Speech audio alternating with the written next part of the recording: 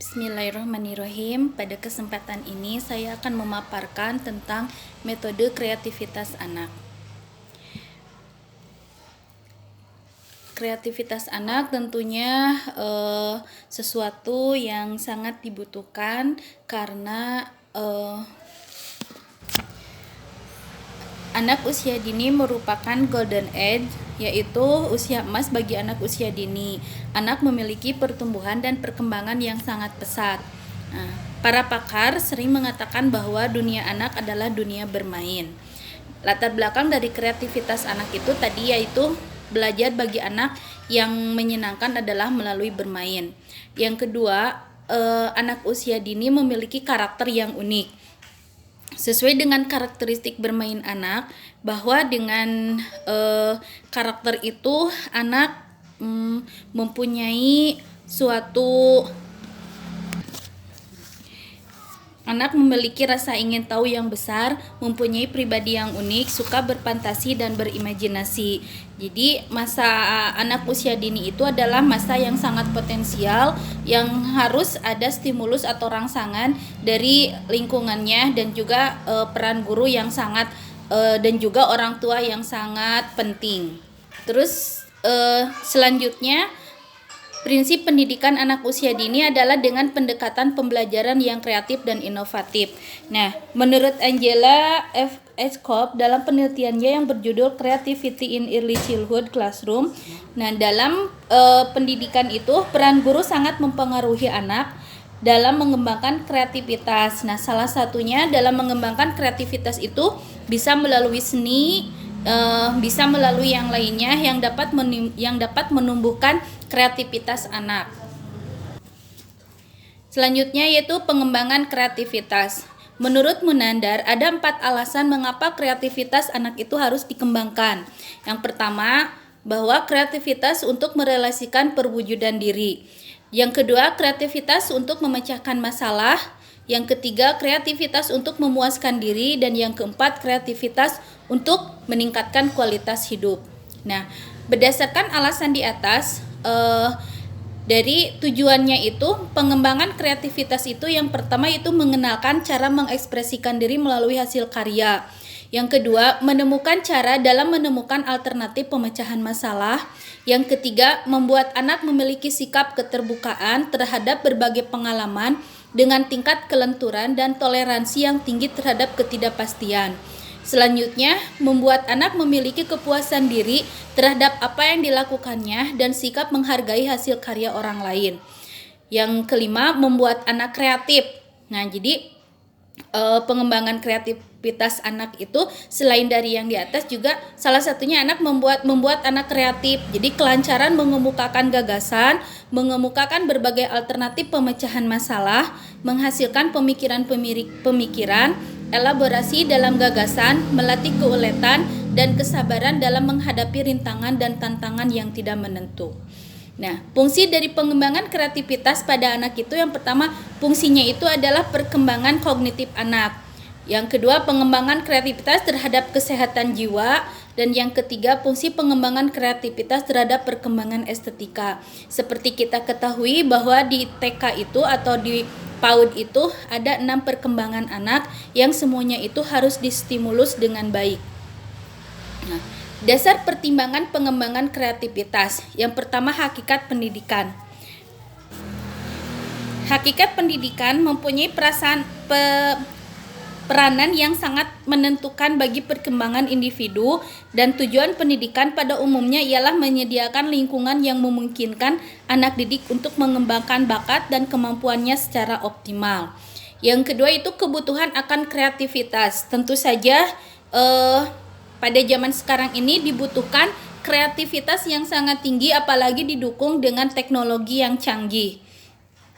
Terus pertimbangan pengembangan kreativitas juga tentu ada kendala dalam pengembangan kreativitas. Nah, kendalanya itu terus hubungan kendala dalam pengembangan kreativitas yaitu ada asumsi bahwa kreativitas itu harus mempunyai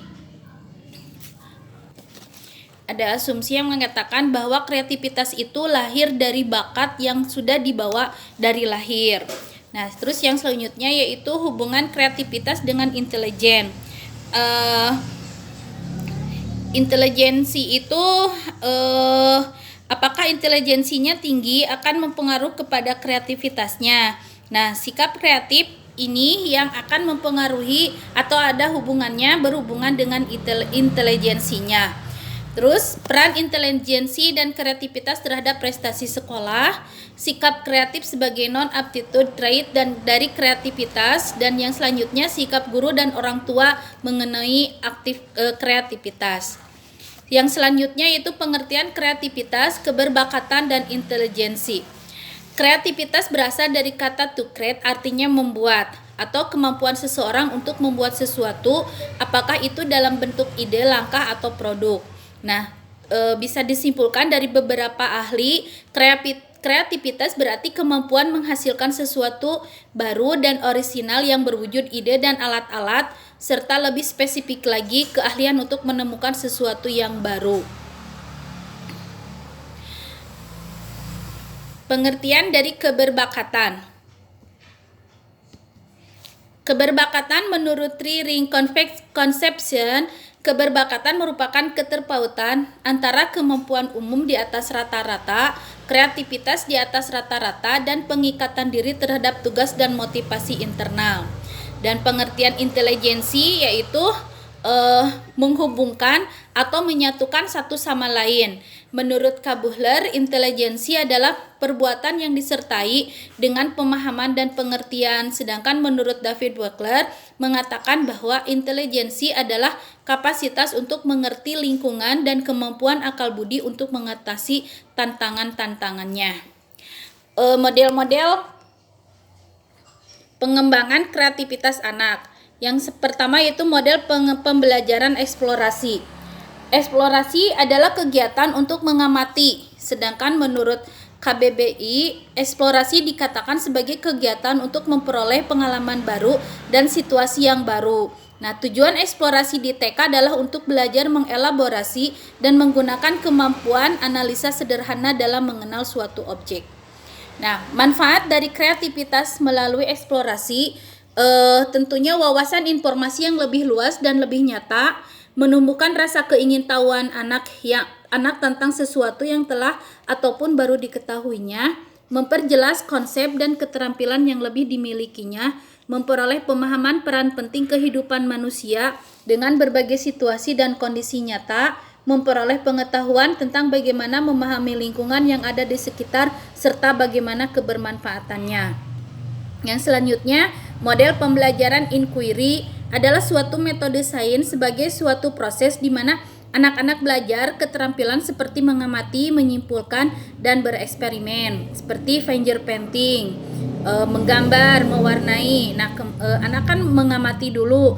Dari pengamatan tersebut, anak nanti bisa menyimpulkan, oh ternyata kalau misalnya kita menggambar memakai warna ini, maka akan muncul warna yang lainnya.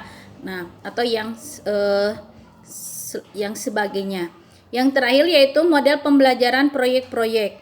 Metode ini merupakan metode pembelajaran yang dilakukan anak secara berkelompok dengan suatu topik yang sama. Misalnya, kalau di TK itu ada tema tentang binatang air. Nah, kemudian guru itu menugaskan kepada anak kelompok, misalnya kelompok ini akan membuat akuarium yang terbuat dari barang bekas berupa dus. Nah, kemudian salah satu anak itu ditugaskan untuk membuat ikan-ikannya, ada yang mewarnainya, ada yang menghias akuariumnya. Nah, itu dilakukan secara bersama-sama. Nah, hal ini juga mengajarkan selain kreativitas anak, juga mengajarkan tentang sosial emosionalnya, bagaimana caranya bekerja sama dengan teman.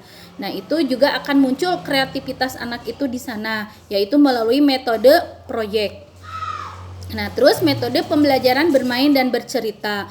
Nah, dari bermain ini bisa bermain peran. Misalnya di TK itu ada yang namanya bermain peran. Nah, salah satu anak itu diajarkan bagaimana dia berkreativitas, berimajinasi menjadi peran sebagai apa. Nah, itu bisa bisa diarahkan oleh gurunya. Nah, dan ini juga bisa membuat kreativitas anak itu semakin muncul. Nah, juga dengan bercerita itu akan muncul imajinasi-imajinasi anak, apalagi kalau misalnya kita berceritanya tentang sesuatu yang menginspirasi mereka. Mungkin itu saja yang dapat saya paparkan tentang kreativitas anak. Mohon maaf atas kekurangan dan kesalahannya. Wassalamualaikum warahmatullahi wabarakatuh.